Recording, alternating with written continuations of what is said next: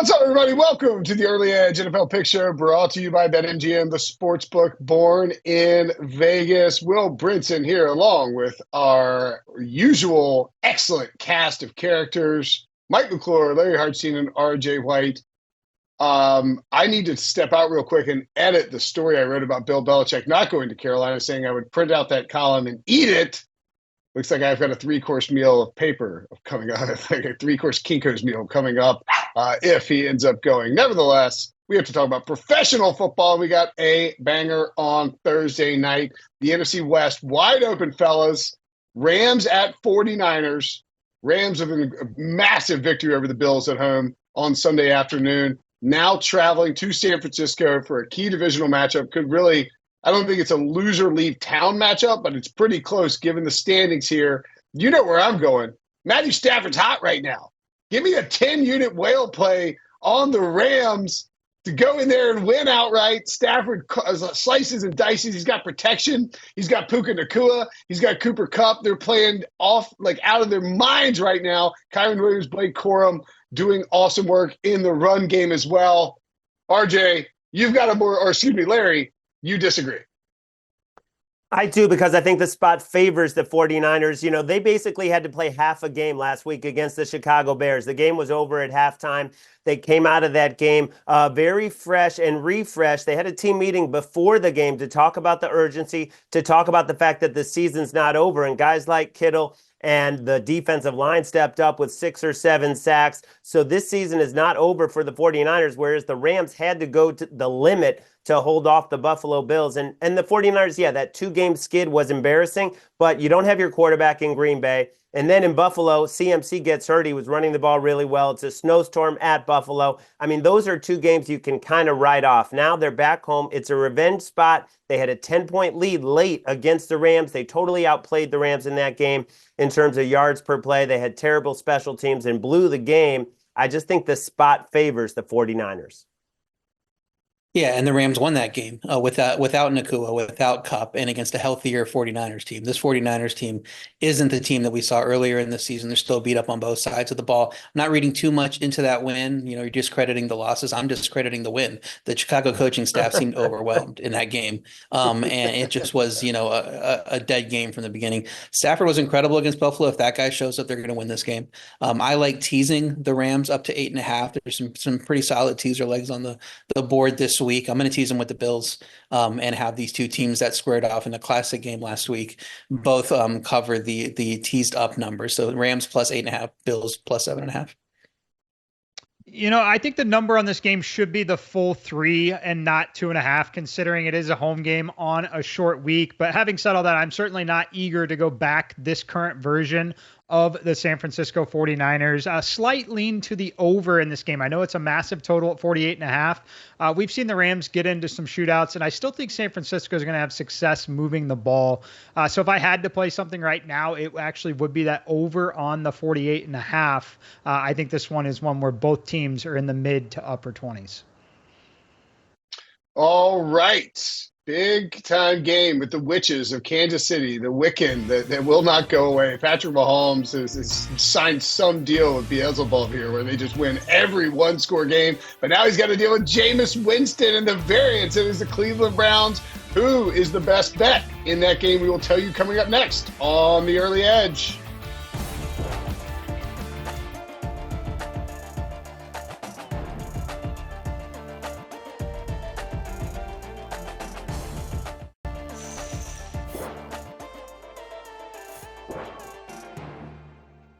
Welcome back to the Early Edge NFL Week 15. Week 15, wild stuff. Can't believe it's flown this fast. Picks show. Wilbert, Mike McClure, Larry Hartstein, and R.J. White giving you best bets for every single game on the NFL slate this weekend. We head to Cleveland, where I don't even know what you call them. The Browns are just an enjoyable team to watch. It's great when you have a bad team this fun to watch. Jameis Winston doing Jameis Winston things. They host the Kansas City Chiefs on Sunday on CBS. The Chiefs, as they're 4-point favorites, money line like minus 10,000 here, Mike.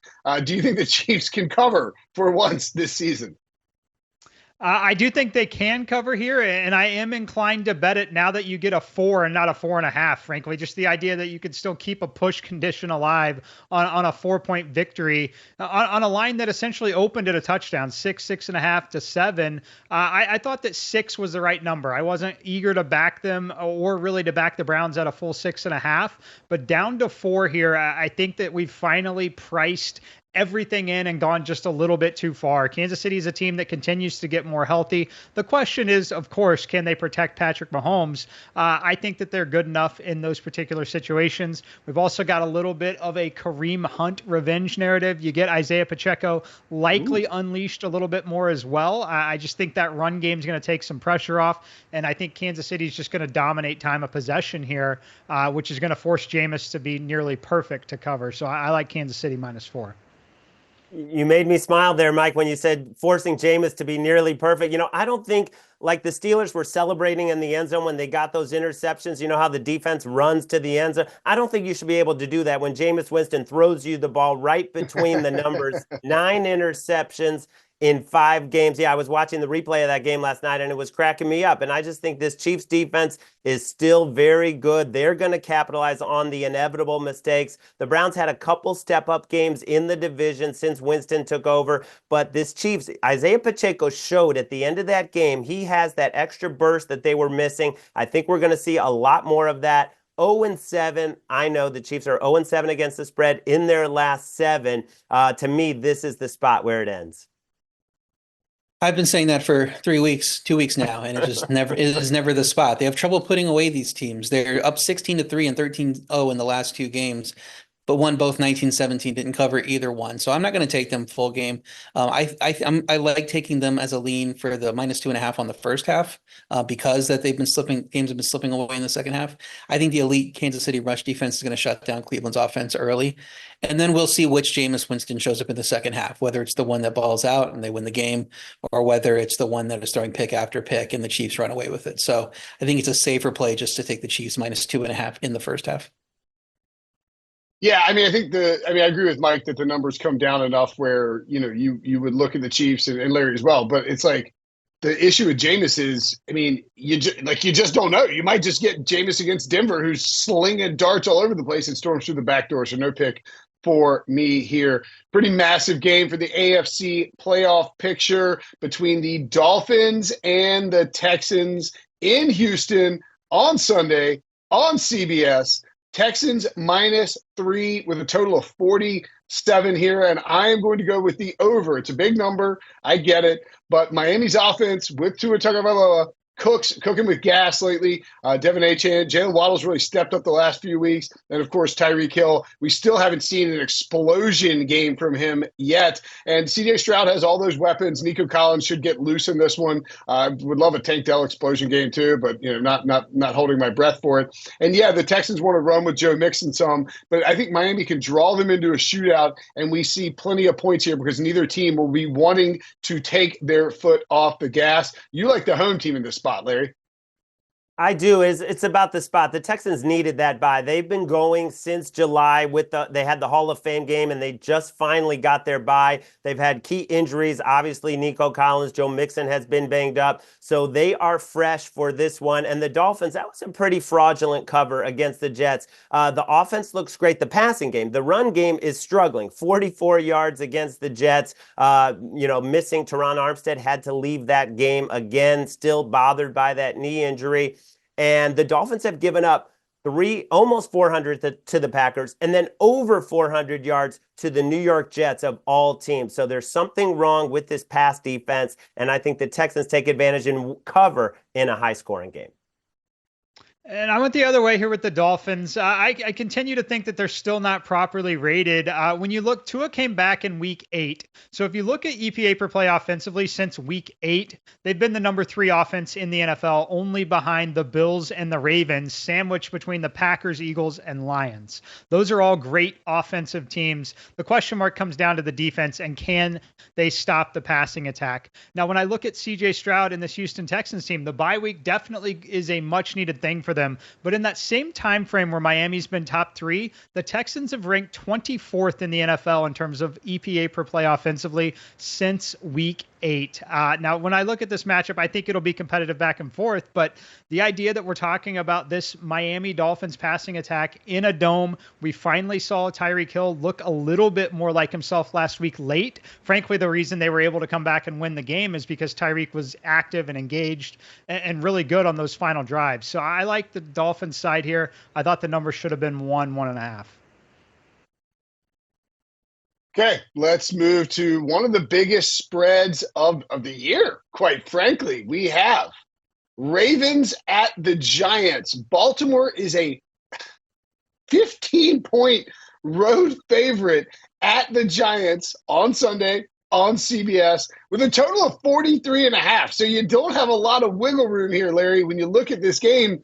But then you take a peek at Drew Lock's box score and the Giants box score and just watching that game against the Saints last week. If you watch it, you were there, right? Were you there? Were you there for that game?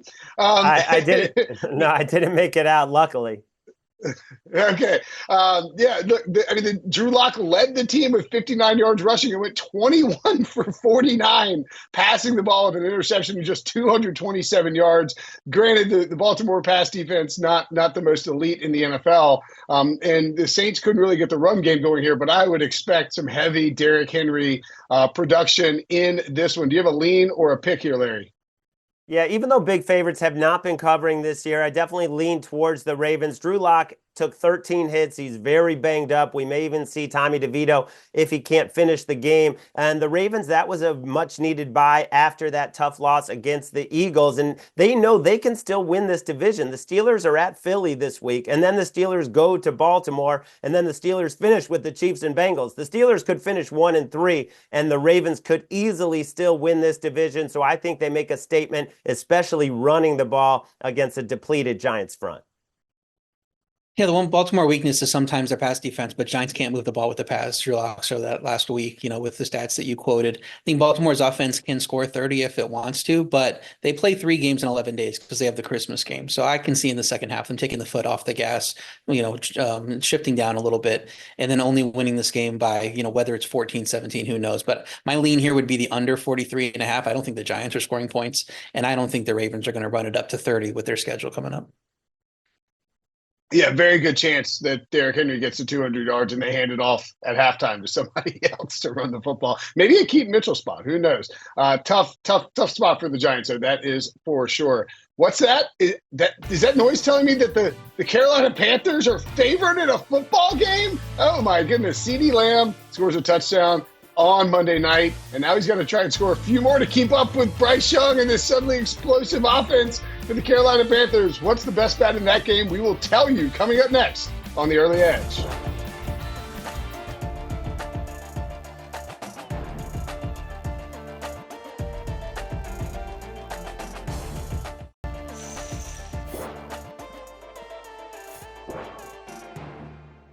Welcome back to The Early Edge. NFL Week 15 pick show. Will Brinson, Mike McClure, Larry Hartstein, and R.J. White giving you best bets for every single game on the NFL slate this week. And we have, look, I don't know what to tell you. It's not a great game that's going to determine the fate of the NFC playoff race, but I'm fascinated by my Carolina Panthers. Maybe I'm back in on the Panthers. They are favored. And not only are they favored against the Cowboys at home, the line's moving in the Panthers' direction. They were like 1 or 1.5 point favorites. It is out to -2.5. As RJ said before the show, the disrespect is phenomenal for the Dallas Cowboys. Total here of 43. And you know what? I'm going to take the Panthers. This is a team that's playing good football right now. Bryce Young has looked like a completely different quarterback over the last 5 or 6 weeks. If you include the bye, he's making some big time throws. I think he's 4th in PFF's big time throw rate for the entire season behind Josh Allen, Lamar Jackson, and Justin Herbert. Now, the Panthers aren't a perfect team by any stretch of the imagination, and I don't think they're going to cruise to a cover here. But I do think when you look at just, Dallas's inability to get going, the way the Panthers have played defense the last few weeks and how tough they've hung with the Chiefs and the Eagles, 2 really good football teams, I firmly believe Carolina can hold serve at home and take care of business against the Cowboys. Do you agree with me, RJ? Yeah, even at the inflated line, I still lean Carolina. I mean, I grabbed it as early as I could Tuesday morning at -1 and -2.5. I think the line should still be at least 3 and maybe even 3.5 against this Dallas team. That might be on its way to quitting. We saw how frustrated Micah Parsons was marching off the field at the end of that game after a mental mistake cost them, on the block punt that should have been set them up for a game-winning field goal, and instead it's the Bengals scoring a touchdown. Cooper Rush was shaky in that game against a bad Cincy defense that has just been letting everyone do whatever they want. And Carolina, they're playing well against good teams. They're only -9 point differential in regulation against 3 potential playoff teams the last 3 weeks, and they beat 2 bad teams prior to the bye. This team has been playing well for over a month now. Their defense is getting healthier, and I think they might actually, because of that healthy defense, have a better D than Dallas, and the better quarterback in this matchup, and Bryce Young, who is playing well, like you said. So my lean's going to be to the Cowboys or to the Panthers here. All right, Commanders and Saints, another scorcher in the NFC involved. Right, Commanders are right there. The Commanders are in the playoffs as we speak right now. It feels, I guess it's a Cliff Kingsbury factor that has me a little nervous when it comes to the Commanders, because his teams in Arizona cratered in the second half of the season, and prior to that Week 14 bye, Washington's offense really starting to struggle. But still, Mike, they are 7-point favorites in New Orleans. I think the Saints signed another quarterback, Bendenito, maybe like earlier before today. I mean, the Saints are just ravaged with injury right now. Derek Carr in the concussion protocol. He won't play in this game. A total of 43. You've got the road team as a one leg of your teaser here. Yeah, I think the Commanders are a good teaser look, whether you're finding them at 7.5 or 7. I think they ultimately probably cover this spread. It's just the tough spot for the Saints. And when you look at the Commanders coming off the bye, this is the game that you have to win on the schedule right now. And I think they take care of business and get it done. And ultimately, just the number becomes super friendly in a teaser where you bring this down to 1. I've elected to pair it with the Buffalo Bills. We'll talk about that here in a little bit. But Josh Allen, even in their down weeks, has shown the ability to just make these one-score games. So I think this is a great spot. Give me the Commanders here as leg number 1 of a teaser. Yeah, I love the Commanders as a toward. My fault, RJ. I love the Commanders as a teaser when it was 7.5. At 7, I just think you play them straight. All New Orleans offense has left is Alvin Kamara, but he just had 2.6 yards per carry in a plus matchup against the Giants. So if he's not running well, how do they score points? And they might be as bad as the Giants, even worse. And I think you'd have no arguments with a playoff team being favored by 7 in New York at this point. Washington's offense got back on track before the bye, leaning on the run. The Saints defense 32nd in yards per carry allowed. I mean, they could just run all over them, run up a big score in this game. Like you're saying, they need to win this game. So I think they're going to win by double digits. Now that it's -7, I have Washington just playing it straight as the best bet. Yeah, I was going to say, sorry for that. I was going to say I would look towards the under here just because of that run attack from Washington, and Brian Robinson looking sharp, has a week to get healthy now after he burned everybody 3 weeks ago in fantasy as the chalk. This is just a spot where New Orleans isn't going to be able to do anything on offense. I mean, they're just going to be completely limited. I think they could score. You could look at their team total under if you wanted to, but I think Washington controls the clock, controls the ball, and maybe we see a total of like 25 points in this game, maybe all from Washington. These games, this slate is not chock full of incredible playoff matchups, including the Jets at the Jaguars, but maybe a lot at stake for the long-term future here.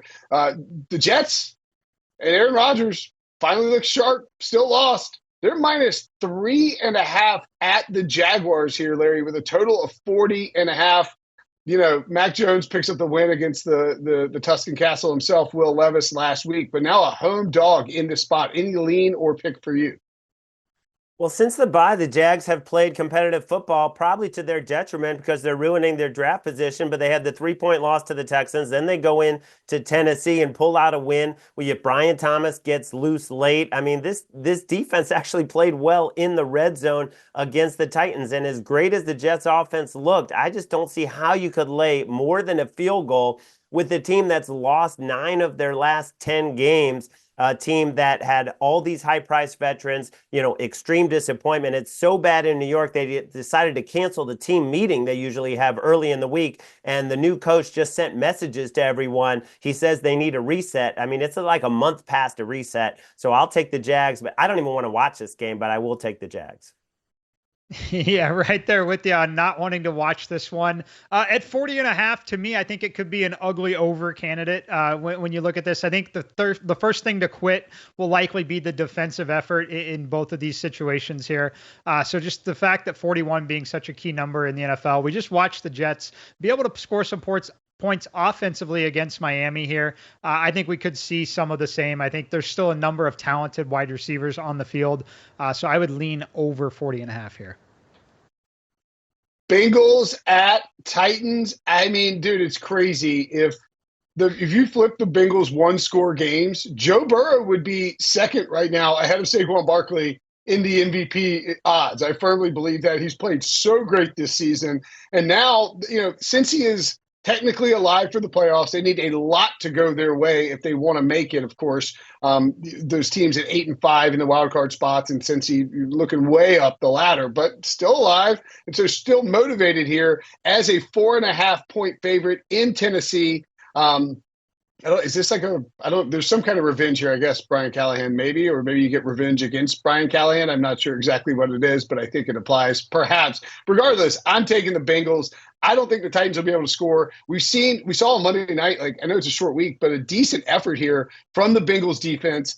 I think the Cincy team is still bought in. Jamar Chase is chasing the Triple Crown, and he's going to keep putting up big numbers. Burrow playing some great football, and you see the ATS record here, 2024, since 1970, the worst cover percentage in NFL history by the Titans, beating the 2014 Titans. Way to go, Tennessee. You're amazing. I will take the Bengals laying 4.5 on the road, RJ. I know it's a lot of points, but I just think this is a substantially better team in Cincinnati. It might be, but Monday Night Football showed that Cincinnati shouldn't be laying this many points on the road versus basically anyone except maybe the Giants.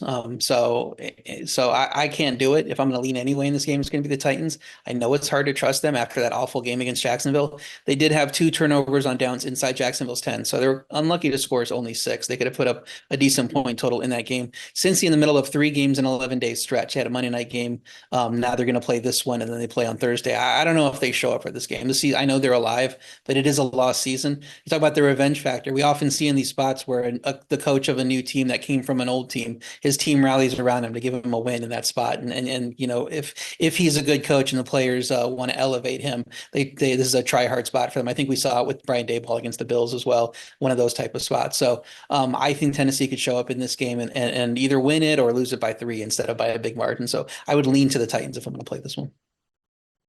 All right, we have an absolute scorcher coming up on CBS on Sunday. Josh Allen, the prohibitive MVP favorite, scoring 6 touchdowns last week. Jared Goff and the Lions have been a dominant force all year long, and the 2 teams square off on CBS on Sunday. We will give you our best bets for that game coming up next on The Early Edge.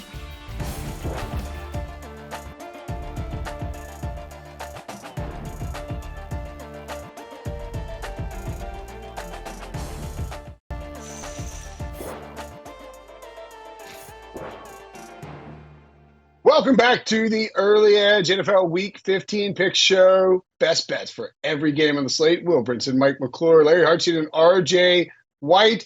I mean, look, I don't have to sell you on this game. It's an absolute heater. It's the Bills at the Lions. Bills off of that Sunday loss. Lions with that incredible, crazy Thursday night win over the Packers, and just a massive total. You want to talk about DFS chalk consolidation? You get a total of 54.5, with the Bills having just coming off an 80-point game and the Lions being the explosive offense that they are in a dome on CBS. This game is the game of the week of the year, Larry, and you think there'll be some points here, right?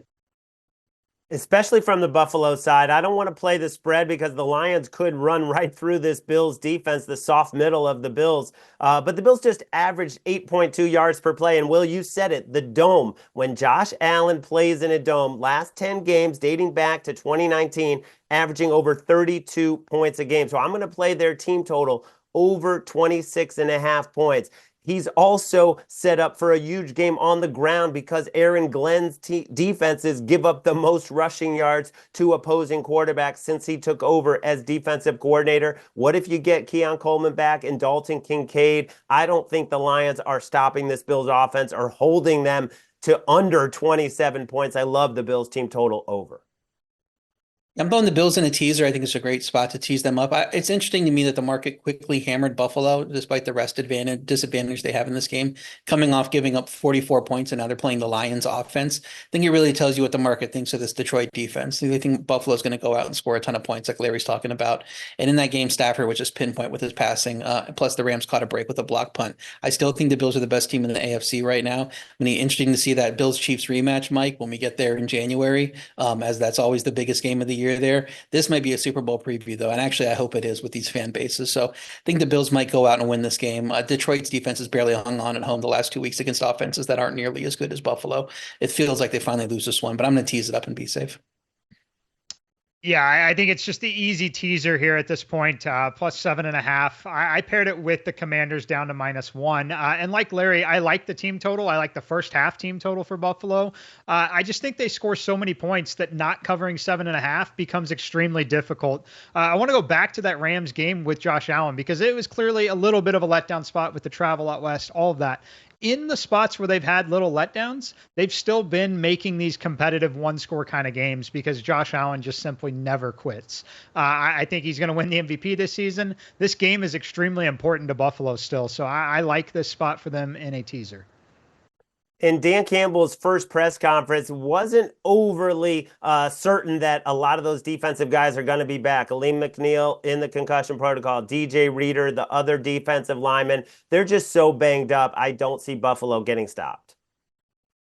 Yeah, and that's definitely something to watch if you're looking at this total as well. Because if Aleem McNeil and DJ Reader are out, you talk about Detroit running through the Buffalo offense. I mean, Buffalo might run wild with James Cook and Ray Davis on that Detroit defense as well. Like a sneaky underspot if both teams are pounding the football and Allen's using his legs a ton and they're not airing it out. Still be an awesome game. I'm taking the Bills. Yeah, they were my preseason Super Bowl pick. Allen, my preseason MVP pick. Not like that was a crazy selection, but it's looking all right. And I think this is, it's not at home against the Chiefs, but it's a similar spot to that Chiefs, game where Buffalo wants to show that, even though coming off a loss, crazy game, that they can go in and beat anyone. And I think Josh Allen will get up for this game in a big way, have a monster game. I think if those guys are missing, Buffalo will be able to run the ball well. I like the Bills on the money line and certainly plus the 1.5 to win the game outright, but should be a thrilling game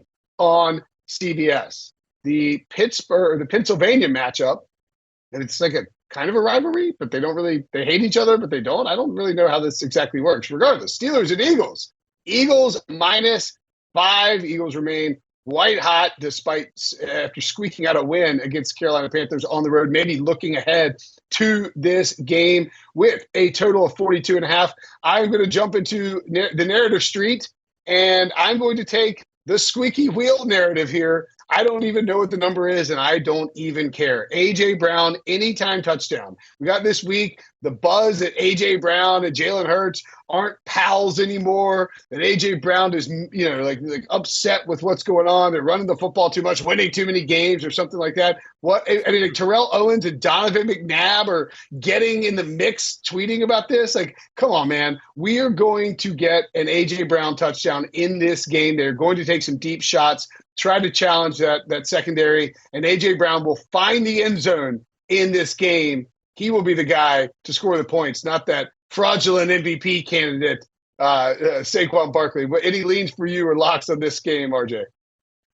Yeah, I want to lean to the Steelers. My ratings make this Eagles -7, so I should be leaning that way. I think the Eagles are tied with the Bills for the best team in the league right now. Steelers are just a little bit above average, but Steelers just haven't lost by more than 5 points all year. It's not their MO to get blown out in these type of spots. They also seem to equip to slow down the Philly rush attack. Did it against Baltimore a month ago, after all. With no George Pickens likely for this game, my guess is Pittsburgh tries to turn this into a similar slugfest, win a low-scoring game with Boswell hitting 5 field goals, and go out with a 15-13, 15-14 type of win. So I want to take them. I kind of need to get 6 though. So my lean is going to be to the Steelers, but I'm probably going to stay away from the Eagles unless it really drops. Maybe it gets to 3.5. Then I might think about taking the Eagles. Sneaky game in Los Angeles between two current playoff teams, with the Buccaneers headed to play the Chargers. Chargers, of course, off that the voodoo loss to the Chiefs in a great effort by them without Ladd McConkey. They are favored by 3 here, Larry, with a total that I think would raise some eyebrows. 46.5 here. You like the Chargers or the Bucs in this spot? Chargers. I loved it at 2.5. Got it at that number early in the week, but I'll still lean that way at -3. I mean, the Bucs come in on a 3-game win streak. You beat the Giants, the Panthers, and the Raiders. So I don't want to get too overboard in how well they're playing, especially when you lose arguably your best defensive player in Antoine Winfield, and Bucky Irving, your explosive running back. His status is in question for Sunday, and the Chargers should get back Ladd McConkey. And Will, like you said, that was an impressive performance. Nobody thought the Chargers, without Ladd McConkey, could make those plays against the Chiefs, but we saw other receivers, even Quentin Johnston, catch the ball, run after the catch, look physical. We saw other guys step up, Stone Smart. So the Chargers found something. They're facing a defense that gives up the 3rd most passing yards. To me, this is a big, big game for Justin Herbert, assuming Ladd McConkey comes back, and a big step up in class for the Bucs. I'm going to go the other side. I like the Bucs now that we're getting +3. You talk about a step up in class. The Chargers have beaten up bad teams. They struggle against playoff caliber teams. I know they got back in there against the Chiefs, but Chiefs have been letting everybody do that. They let the Raiders do that. And you talk down about the Raiders in this matchup with the Bucs. The Raiders have had a good defense at times this year. Panthers have a healthier defense, and Tampa's still getting 400+ yards in these games. 3 straight since Evans has returned post-bye. Dominated that Vegas game despite the score being close until late. Chargers offense has been under 300 yards in 3 straight, while the defense is not generating turnovers unless Kirk Cousins delivers them on a silver platter. So if that defense isn't getting turnovers in this game, I think Baker Mayfield can go out with Mike Evans and win this game. I like getting the full 3 with the Bucs is going to be a best bet. All right. I think that's a sneaky DFS game too, by the way. That's that total. Colts and Broncos. But this is a huge game on Sunday on CBS. For the AFC playoff picture, the Broncos laying 3.5 at home against Indianapolis, a total here of 44.5. I'm going to take the Broncos in the spot. Bo Nix has been fantastic this season. Real chance here to kind of, get himself, depending on what Jaden Daniels does against New Orleans down there, but, real chance to improve that standing in the offensive rookie of the year race. And I think Denver's defense here, which, against Cleveland, we saw, hemorrhage points. I just think Denver's defense steps up in a big way, knowing how important this game is for the postseason, for Sean Payton's chances to get in, and Denver kind of runs away with it. RJ, agree or disagree with me there?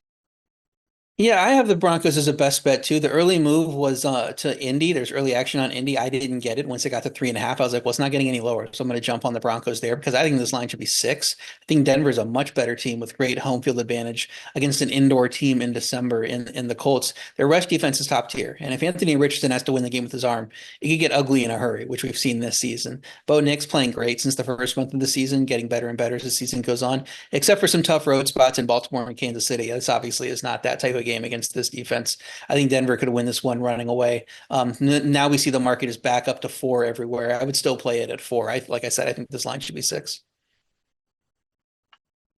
All right. Patriots and Cardinals. This is a great game too on Sunday on CBS. What am I saying? I love this game because it's on CBS. Cardinals are -6 here with an over-under of 46. Arizona watching its playoff hopes slip away. It's like Cliff Kingsbury's coaching this team again. Great season for Arizona, but this is a must-win spot, Mike. Total of 46.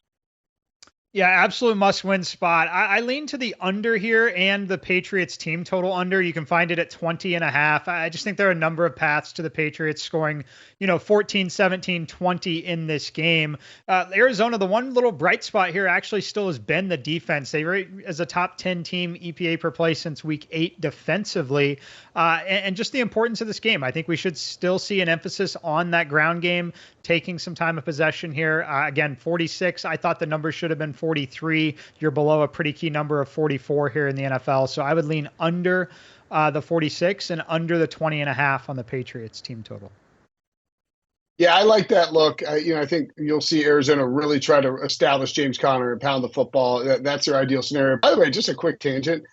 Can we not have 6 teams on bye in week 14 moving forward? I was like in my brain thinking like, wait, did the Broncos play again? It's like, wait, when did the Patriots play? I mean, this is ridiculous. 6 teams on bye in week 14. We got fantasy leagues to worry about here. Roger, get it together. But why not week 15? We'll drop 2 Monday Night Football games. That's what we'll do. We've got 3 between Sunday night and Monday night, 3 games. Jordan Love and the Packers headed to Lumen Field to face Geno Smith. Also, Sam Darnold, the white-hot Sam Darnold, hosting the Bears and Kirby Cousins. That's right, Kirby Cousins. That's how he's playing lately. Headed to the Raiders and the Falcons, desperate for a win. We've got picks for all those games coming up next on The Early Edge.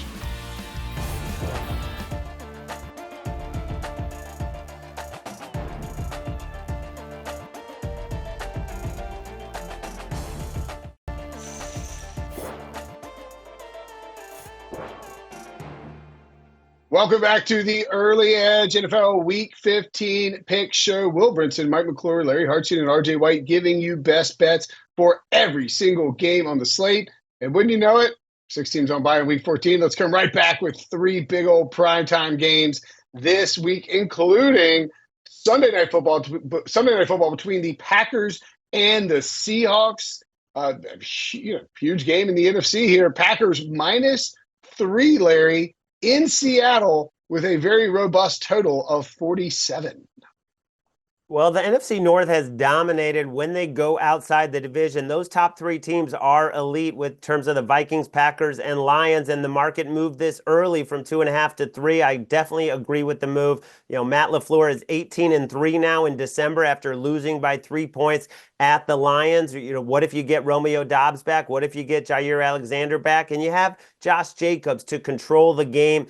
So it's not all on Jordan Love, who's gone 3 straight games now without throwing an interception. And this is when he turned it on last year and had that incredible run into the playoffs. So as great as the Seahawks have been and as great as that defense has played, beating the Cardinals twice, coming back to beat the Jets, and that comeback win over San Francisco, they come in on a 4-game win streak. I think the Packers are just on another level right now than the Seahawks. I do agree the Packers are on a pretty high level. I actually have them rated around the Chiefs in my ratings. And with that being the case, I still think the Seahawks are a good value at +3. I'm making them a best bet because I don't think the market is showing enough respect for how much Seattle has improved since getting healthy and the defense taking a leap since their bye. Their offensive line's also coming off the best game of the season, while Green Bay's defense giving up a lot of yards to everyone but Brandon Allen since their bye. I think it could be a letdown spot for Green Bay after losing the chance at the division last week. They don't really have anything to play for until they get to the playoffs. Might be a little bit of a regroup spot. While we know Seattle has to keep the foot on the pedal and keep pushing to win this division in a competitive spot with the Rams on their tail and the 49ers lurking as well. So I think Seattle +3 is the best bet. I think you get their best, while the Packers might be a little bit of a letdown spot. I lean to the Packers side. I definitely agree with the move from 2.5 to 3. I have it set at 3.5. So, something that you can lean into if you feel really comfortable. But considering the primetime spot on the road, I'm going to wait and elect to likely just play Jordan Love over 1.5 passing touchdowns. I don't see the scenario where they just let Josh Jacobs run it in those goal line situations. So I think that that's going to be where I'm mostly focused, but would lean in the Packers direction. I'll take the over here and sort of dovetailing on what Mike said about Jordan Love and Josh Jacobs. This Seattle run defense has been really good the last few weeks. They've stepped it up. Credit to Mike McDonald for really fixing that midseason. Helped them as well.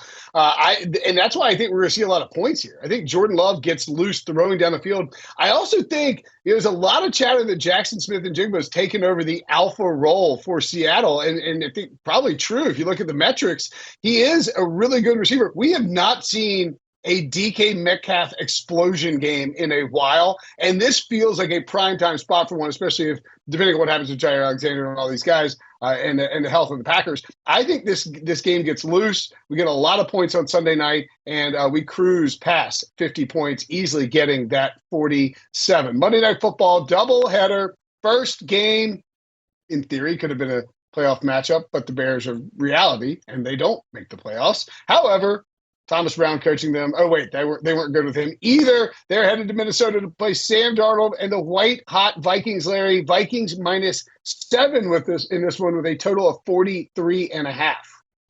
Yeah, I'm going to look at the Vikings in the first half, laying 3.5. The Bears have been one of the worst starting teams, -64 in the first half. Listening to Thomas Brown after that game where they had 4 yards in the first half against the 49ers, coming off the game against the Lions where they got shut out in the first half.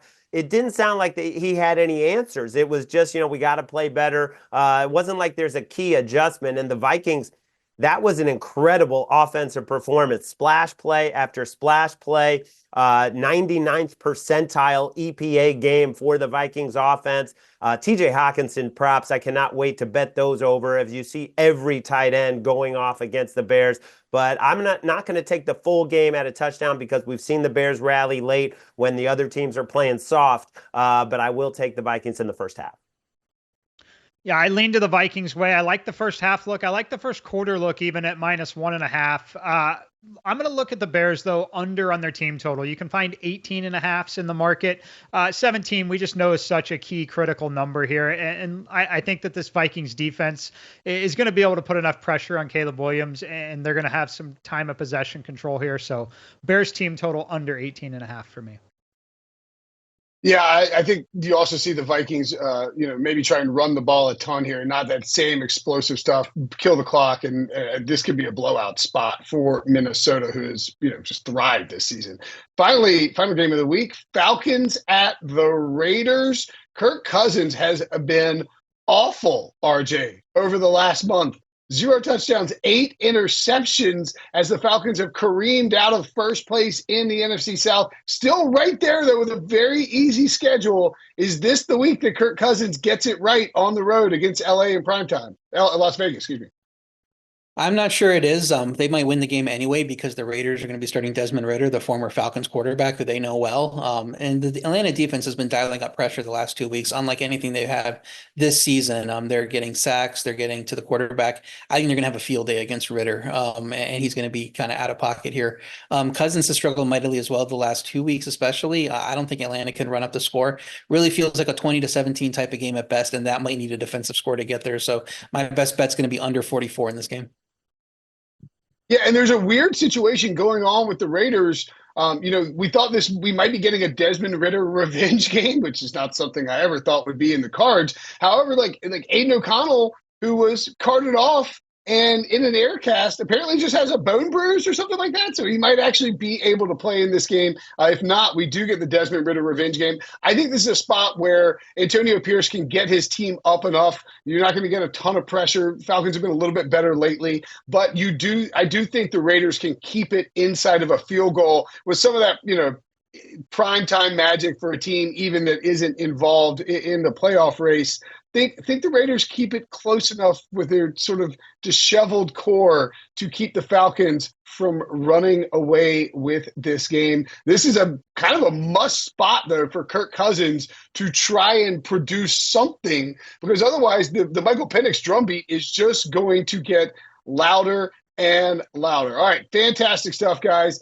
Excellent list of best bets for a crucial Week 15 in the NFL. If you want all of our best bets, head over to sportsline.com/join and use promo code WINNERS to get 60% off an annual plan. That'll also get you in our SportsLine Discord.